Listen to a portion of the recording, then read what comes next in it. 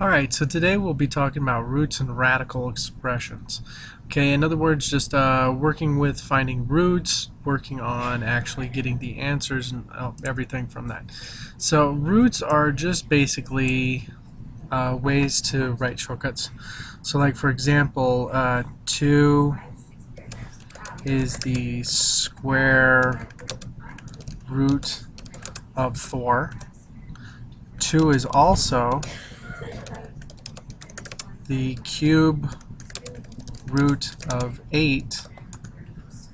2 is the fourth root of 16, and 2 is the fifth root of 32.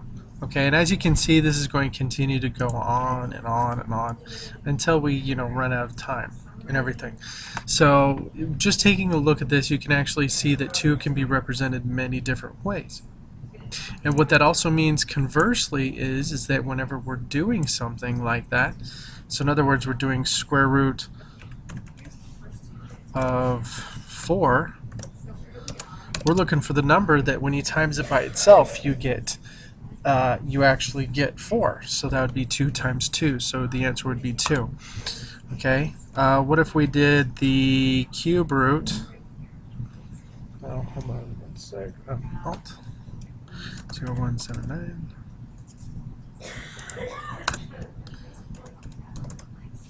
Okay, let's do cube root of, let's say, 27. Okay, so if we were to do that, we would ask ourselves, what number times itself 3 times is 27, and that would be 3. And that just so happened to be 3. Okay, let's say fourth root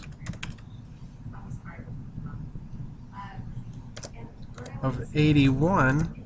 That would also be 3 because it just works out to be 3 times 3 times 3 times 3 is actually going to be 81.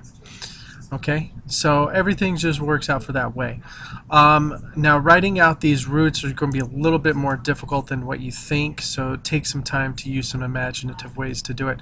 Like for example, this little 3 up here, I used Alt 0179 to get that little cube power, the fourth power, a little bit hanky on. Well, let's try it. Let's try Alt 0180. Nope, that doesn't work. We'll just leave it as 4. So that's the fourth root. So if you ever see me write a number in front, that's kind of what I'm meaning. Alright, now there is going to be 2 types of them. Okay, there is going to be an even root and an odd root. Okay. Alright, so even roots can only work on positive numbers for real answers. Now you can do even roots on negative answers, but you get imaginary answers.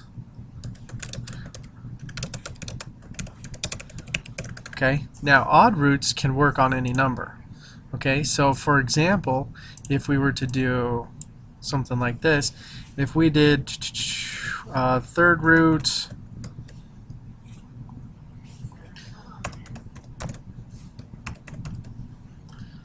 of negative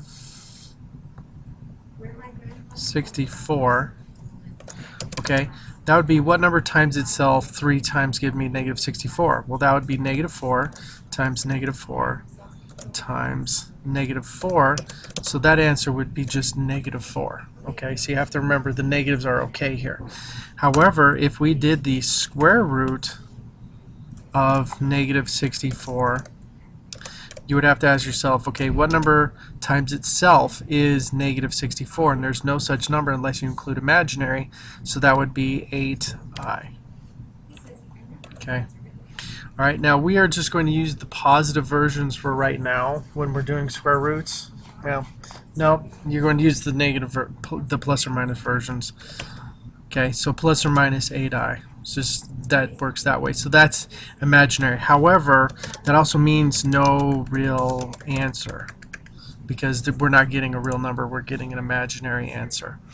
Okay, now when you're doing when you're doing square roots of really small numbers, you have to think of numbers that are a little bit bigger when you're doing like decimals. So for example,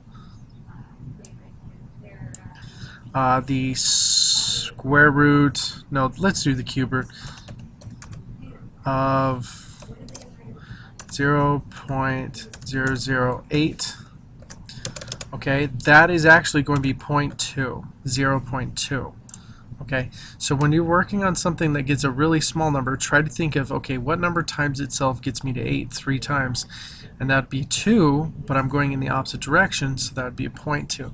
And if you try them out on your calculator, you should be able to see them as well.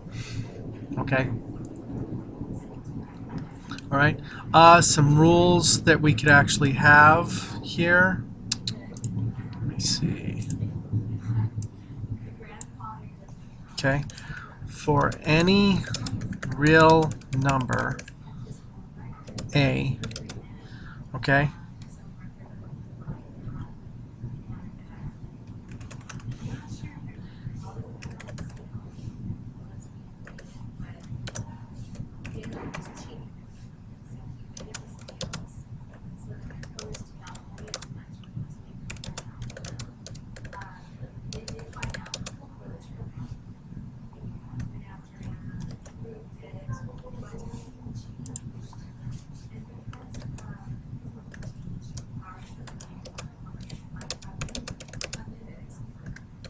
okay. All right, so for any real number a, if I do the nth root of that number to the n power, it equals a if n is odd, and it equals the absolute value of a if n is even. So you have to remember that little trick when working with this. Okay, so for example, if we were dealing with something in here, if we were doing the fourth root of 16, okay, that would be the absolute value of 2. Okay, which does turn out to be 2, but you know, that's just something important to work with there, that we're just thinking about the actual absolute value of it. Now, if it was something with exponents, not exponents, with variables, so let's say that we changed that, and instead of fourth root, we'd still add the fourth root, but we did x to the fourth, it would just stay as the absolute value of x.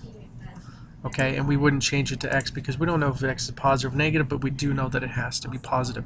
So when you're doing the fourth root on a number to the fourth power, you can just write it as positive as long as this number is positive. If this number was negative, you wouldn't be able to do it. But if you're doing the fourth root on like some variable to the fourth power, you have to write that variable inside of absolute value. So that's just what that's connotating. Okay. All right, definitely know your definitions, radicand, index, all of that stuff, and just be able to use that when going through this test, okay? Good luck, you guys. Have a wonderful day.